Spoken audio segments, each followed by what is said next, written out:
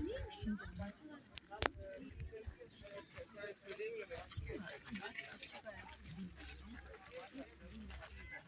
Nasıl çıkıyorlar?